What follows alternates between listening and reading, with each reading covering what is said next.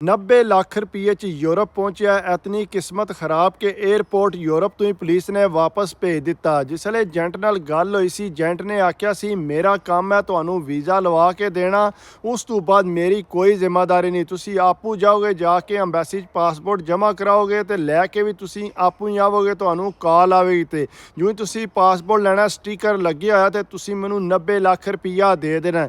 ਉਹਨਾਂ ਪਹਿਲਾਂ ਸੋਚਿਆ ਕਿ ਨਹੀਂ ਜੀ ਅਸੀਂ ਪਹਿਲਾਂ ਨਹੀਂ ਦੇਣੇ। ਉਹਨਾਂ ਕਿਹਾ ਦੇਖ ਲਓ ਤੁਹਾਡੇ ਸਾਹਮਣੇ ਪਿੰਡ ਦੇ ਕਿੰਨੇ ਮੁੜੇ ਗਏ ਨੇ, ਸਾਰਿਆਂ ਪੈਸੇ ਪਹਿਲਾਂ ਦਿੱਤੇ ਨੇ, ਤੁਸੀਂ ਫੋਨ ਕਰਕੇ ਵੀ ਪੁੱਛ ਸਕਦੇ ਹੋ, ਇਸ ਵਾਸਤੇ ਪੈਸੇ ਮੈਂ ਪਹਿਲਾਂ ਲੈਣੇ ਨੇ। ਉਹਨਾਂ ਜਨਾਬ ਢੇਰ ਸੋਚਿਆ ਲੇਕਿਨ ਮੁੜਾ ਜਨੂਨ ਚਾਹੀ ਯੂਰਪ ਦੇ। ਉਹਨਾਂ ਆਖਿਆ ਜੀ ਠੀਕ ਹੈ ਅਸੀਂ ਪੈਸੇ ਦੇ ਦਿਆਂਗੇ। ਜਿਸ ਵੇਲੇ ਵੀਜ਼ਾ ਲੱਗਾ ਉਹ ਏਜੰਟ ਨੇ ਜਨਾਬ ਫਾਈਲ ਤਿਆਰ ਕਰਨੀ ਸ਼ੁਰੂ ਕਰ ਦਿੱਤੀ। ਜਿਸ ਵੇਲੇ ਫਾਈਲ ਤਿਆਰ ਹੋ ਗਈ ਉਹਨੇ ਆਖਿਆ ਆ ਜਾ ਮੇਰੇ ਨਾਲ। ਉਹ ਜਨਾਬ ਨਾਲ ਲੈ ਗਿਆ, ਜਾ ਕੇ ਇਹਦੇ ਕਾਗਜ਼ ਜਮ੍ਹਾਂ ਕਰਾ ਦਿੱਤੇ, ਨਾਲ ਪਾਸਪੋਰਟ ਵੀ ਜਮ੍ਹਾਂ ਕਰਾ ਦਿੱਤਾ। ਐਨੀ ਕਿਸਮਤ ਚੰਗੀ ਸੀ ਕਿ 3 ਹਫ਼ਤੇ ਬਾਅਦ ਹੀ ਜਨਾਬ ਉਹਨਾਂ ਕਾਲ ਕਰ ਦਿੱਤੀ ਕਿ ਆ ਕੇ ਆਪਣਾ ਪਾਸਪੋਰਟ ਲੈ ਜਾਓ। ਜਿਸ ਵੇਲੇ ਜਵਾਨ ਨੂੰ ਕਾਲ ਆਈ, ਜਵਾਨ ਬੜਾ ਖੁਸ਼ ਆਇਆ, ਘਰ ਦੇ ਆਖਿਆ ਜਾ ਪੁੱਤਰ ਫਟਾਫਟ ਜਾ ਕੇ ਆਪਣਾ ਪਾਸਪੋਰਟ ਲੈ ਕੇ ਆ। ਲੇਕਿਨ ਏਜੰਟ ਨੇ ਇਹ ਆਖਿਆ ਸੀ ਕਿ ਜਿਸ ਟਾਈਮ ਤੂੰ ਪਾਸਪੋਰਟ ਲੈਣ ਜਾਣਾ ਨਾ, ਸਭ ਤੋਂ ਪਹਿਲਾਂ ਮੈਨੂੰ ਕਾਲ ਕਰਨੀ ਹੈ, ਮੈਂ ਤੇਰੇ ਨਾਲ ਜਾਵਾਂਗਾ। ਜ਼ਾਹਿਰੀ ਗੱਲ ਹੈ ਉਹਨੇ ਪੈਸੇ ਜੇ ਲੈਣੇ ਸੀ। ਇਹਨੇ ਜਨਾਬ ਏਜੰਟ ਨੂੰ ਕੋਨਾ ਦੱਸਿਆ, ਚੁੱਪ ਕਰਕੇ ਜਨਾਬ ਜਿਹੜਾ ਨੇ ਇਸਲਾਮਾਬਾਦ ਪਹੁੰਚ ਗਿਆ। ਜਿਸ ਵੇਲੇ ਇਸਲਾਮਾਬਾਦ ਗਿਆ, ਜਾ ਕੇ ਪਾਸਪੋਰਟ ਲਿਆ, ਖੋਲ੍ਹਿਆ ਤੇ ਦੇਖਿਆ ਤੇ ਵੀਜ਼ਾ ਲੱਗਿਆ, ਖੁਸ਼ ਹੋ ਗਿਆ।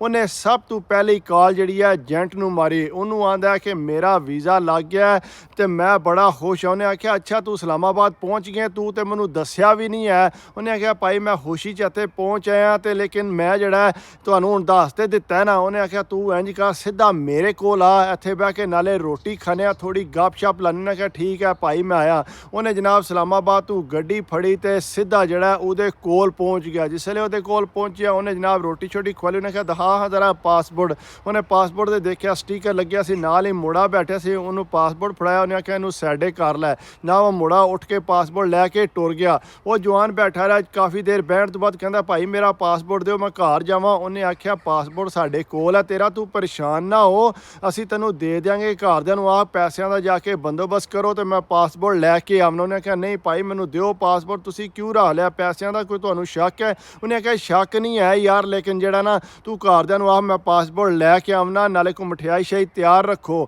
ਉਹ ਜਨਾਬ ਜ਼ਾਹਰੀ ਗੱਲ ਹੈ ਸ਼ਰਮਿੰਦਾ ਹੋ ਕੇ ਉੱਠ ਕੇ ਘਰ ਟੁਰ ਗਿਆ। ਘਰਦਿਆਂ ਨੂੰ ਜਾ ਕੇ ਦੱਸੀ ਉਸ ਕਿ ਇਸ ਤਰ੍ਹਾਂ ਮੈਂ ਏਜੰਟ ਕੋਲ ਟੁਰ ਕੇ। ਆਖਿਆ ਕਰ ਮਾਰਾ ਤੂੰ ਕਿਹੜਾ ਕੰਮ ਕੀਤਾ? ਅਸਾਂ ਤੇ ਪਹਿਲਾਂ ਤੈਨੂੰ ਜਿਹੜਾ ਕੋਸ਼ਿਸ਼ ਕਰਨੀ ਸੀ ਕਿ ਚਾੜ ਦਈਏ ਤੇ ਉਸ ਤੋਂ ਬਾਅਦ ਜਿਹੜਾ ਅਸੀਂ ਇਹਨੂੰ ਪੈਸੇ ਦੇਣੇ ਸੀ। ਉਹਨੇ ਆਖਿਆ ਬਹਰਹਾਲ ਮੈਂ ਤੇ ਹੁਣ ਜਿਹੜਾ ਉੱਥੇ ਟੁਰ ਗਿਆ ਸਾਂ, ਉਹਨੇ ਪਾਸਪੋਰਟ ਰੱਖ ਲਿਆ। ਉਹਨਾਂ ਜਨਾਬ ਕਾਲ ਕੀਤੀ, ਉਹਨੇ ਆਖਿਆ ਕਿ ਤੁਸੀਂ ਜਿਹੜਾ ਮੇਰੇ ਪੈਸੇ ਜਿਹੜੇ ਨੇ ਤਿਆਰ ਰੱਖੋ, ਮੈਂ ਪਾਸਪੋਰਟ ਲੈ ਕੇ। ਉਹਨੇ ਆਖਿਆ ਚਲੋ ਕੁਝ ਅੱਧੇ ਲੈ ਲੈ, ਅੱਧੇ ਮੁੜਾ ਪਹੁੰਚਦਾ ਤੇ ਫਿਰ ਅਸੀਂ ਦੇਣੇ ਆ। ਉਹਨਾਂ ਆਖਿਆ ਨਾ, ਜਿਹੜੀ ਤੁਹਾਡੀ ਮੇਰੀ ਗੱਲ ਹੋਈ ਸੀ ਗੱਲ ਉਹ ਹੀ ਰਹੇਗੀ, ਇਸ ਵਾਸਤੇ ਤੁਸੀਂ ਪੈਸੇ ਪੂਰੇ ਤਿਆਰ ਰੱਖੋ ਤੇ ਮੈਂ ਪਾਸਪੋਰਟ ਲੈ ਕੇ ਆ ਜਾਣਾ। ਜ਼ਾਹਰੀ ਗੱਲ ਉਹਨਾਂ ਦੀ ਮਜਬੂਰੀ ਬਣ ਗਈ ਸੀ। ਉਹਨਾਂ ਆਖਿਆ ਅੱਛਾ ਚਲੋ ਠੀਕ ਹੈ, ਕੱਲ ਸ਼ਾਮੀ ਤੁਸੀਂ ਆ ਜਾਓ ਪਾਸਪੋਰਟ ਲੈ ਕੇ ਤੇ ਜਿਹੜਾ ਅਸੀਂ ਸਾਰੇ ਪੈਸੇ ਤਿਆਰ ਰੱਖਾਂਗੇ। ਜ਼ਾਹਰੀ ਗੱਲ ਹੈ ਏਜੰਟਾਂ ਨੂੰ ਪਤਾ ਹੁੰਦਾ 100 ਮਸਲਾ ਮਸਾਇਲ ਬਣ ਜੇ, ਜਵਾਨ ਕਿਰੇ ਐਕਸੀਡੈਂਟ ਹੋ ਜੇ ਜਾਂ ਕੋਈ 에ਅਰਪੋਰਟ ਤੇ ਰੋਕ ਲੈਣ ਕਿਸੇ ਵਜ੍ਹਾ ਤੋਂ, ਇਹਦੇ 'ਚ ਉਹਦਾ ਤੇ ਕੋਈ ਕਸੂਰ ਨਹੀਂ ਸੀ। ਜ਼ਾਹਰੀ ਗੱਲ ਉਹਨੇ ਤੇ ਵੀਜ਼ਾ ਲਵਾ ਕੇ ਦਿੱਤੇ ਸੀ।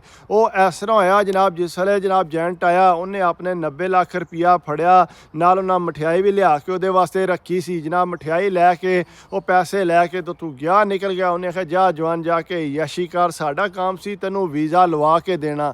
ਉਹ ਜਨਾਬ ਇਸ ਤਰ੍ਹਾਂ ਹੋਇਆ ਏਜੰਟ ਤੇ ਆਪਣੇ ਪੈਸੇ ਲੈ ਕੇ ਗਿਆ ਨਿਕਲ ਗਿਆ। ਜਵਾਨ ਨੇ ਆਪਣੀ ਤਿਆਰੀ ਸ਼ੁਰੂ ਕਰ ਦਿੱਤੀ ਕਿ ਮੈਂ ਯੂਰਪ ਚੱਲਾਂ। ਜਨਾਬ ਪੂਰਾ ਖੁਸ਼ ਆ, ਪੈਂਟਾਂ ਸ਼ਰਟਾਂ ਖਰੀਦੀਆਂ, ਉੱਥੇ ਜਿਹੜੇ ਰਿਸ਼ਤੇਦਾਰ ਸੀ ਉਹਨਾਂ ਕੋਲੋਂ ਪੁੱਛਿਆ ਕਿ ਕੀ ਮੈਂ ਲੈ ਕੇ। ਉਹਨਾਂ ਕਿਹਾ ਤੂੰ ਬਸ 2-3 ਪੈਂਟਾਂ ਲੈ ਆ, ਕੋਈ ਆਪਣੀ ਸ਼ਲਵਾਰ ਕਮੀਜ਼ ਲੈ ਆ ਤੇ ਬਸ ਇਹ ਚੀਜ਼ਾਂ ਲੈ ਕੇ ਤੇ ਤੂੰ ਆ ਜਾ। ਉਹ ਜਨਾਬ ਪੂਰਾ ਖੁਸ਼ ਆ, ਘਰਦਿਆਂ ਨੂੰ ਆਂਦਾ ਕਿ ਮੈਨੂੰ ਬਸ ਤੂੰ ਛੱਡ ਕੇ ਆਵੋ, ਮੈਂ ਤੇ ਜਾਵਾਂ ਯੂਰਪ ਜਾ ਕੇ ਕੰਮ ਕਰਾਂ ਤੇ ਪੈਸੇ ਕਮਾਵਾਂ।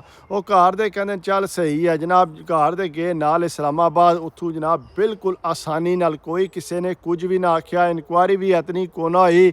ਉਹ ਜਨਾਬ ਆਰਾਮ ਸਕੂਨ ਨਾਲ ਜਾ ਕੇ ਹਾਲ 'ਚ ਬਹਿ ਗਿਆ। ਜਿਸ ਵੇਲੇ ਹਾਲ 'ਚ ਬੈਠਾ ਘਰਦਿਆਂ ਨੂੰ ਫੋਨ ਕੀਤੀ ਉਸ ਕਿ ਇਸ ਤਰ੍ਹਾਂ ਜਿਹੜਾ ਮੈਂ ਹਾਲ ਵਿੱਚ ਪਹੁੰਚ ਆਇਆ ਤੇ ਕੋਈ ਮਸਲਾ ਮਸੈਲ ਨਹੀਂ ਬਣਿਆ, ਨਾ ਹੀ ਕੋਈ ਸਿਕਿਉਰਿਟੀ ਦਾ ਮਸਲਾ ਬਣਿਆ, ਨਾ ਹੀ ਉਹਨਾਂ ਕੋਈ ਸਵਾਲ ਜਵਾਬ ਪੁੱਛਿਆ।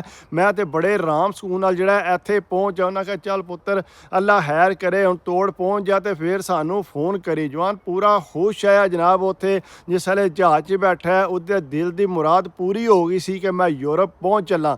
ਉਹ ਜਨਾਬ ਇਸ ਤਰ੍ਹਾਂ ਜਹਾਜ਼ ਉੱਡਿਆ ਤੇ ਜਨਾਬ ਜਿਸ ਵੇਲੇ ਉੱਥੇ ਯੂਰਪ ਜਾ ਕੇ ਲੱਥਾ, ਉਹਨੇ ਤੇ ਸੋਚ ਲਿਆ ਕਿ ਹੁਣ ਮੈਂ ਪਹੁੰਚ ਆਇਆ। ਉਹ ਜਿਸ ਵੇਲੇ ਲੱਥਾ ਜ਼ਾਹਰੀ ਗੱਲ ਅੱਗੂ ਜਾ ਕੇ ਲੈਣ 'ਚ 'ਚ ਲੱਗਾ ਹੈ, ਜਿਹੜੀ ਇਨਕੁਆਇਰੀ ਹੋਣੀ ਸੀ, ਐਮੀਗ੍ਰੇਸ਼ਨ ਹੋਣੀ ਸੀ, ਫਿਰ ਹੀ ਯੂਰਪ ਉਹਨੇ ਬਾਹਰ ਜਾਣਾ ਸੀ। ਉਹਨੂੰ ਤਾਂ ਕੋਈ ਸ਼ੱਕ ਸ਼ੁਬਾ ਹੀ ਕੋਈ ਨਹੀਂ ਸੀ। ਉਹ ਆਂਦਾ ਸੀ ਕਿ ਮੇਰੇ ਕੋਲ ਪਾਸਪੋਰਟ ਮੌਜੂਦ ਹੈ, ਰੀਜਨਲ ਵੀਜ਼ਾ ਮੈਂ ਲਵਾਇਆ, ਮੈਨੂੰ ਕੀ ਆਖਣਾ ਨੇ। ਉਹ ਜਨਾਬ ਜਾ ਕੇ ਉੱਥੇ ਲੈਣ 'ਚ ਲੱਗੇ ਅਸੀਂ। ਉਹ ਪਾਸਪੋਰਟ ਚੈੱਕ ਕਰਕੇ ਕਾਫੀ ਦੇਰ ਉਹਨਾਂ ਲਾਤੀ। ਪਿੱਛੇ ਢੇਰ ਬੰਦੇ ਸੀ, ਉਹਨਾਂ ਉਹਨੂੰ ਆਖਿਆ ਕਿ ਤੂੰ ਇੰਜ ਕਰ, ਇੱਧਰ ਸਾਈਡ ਤੇ ਆ ਜਾ।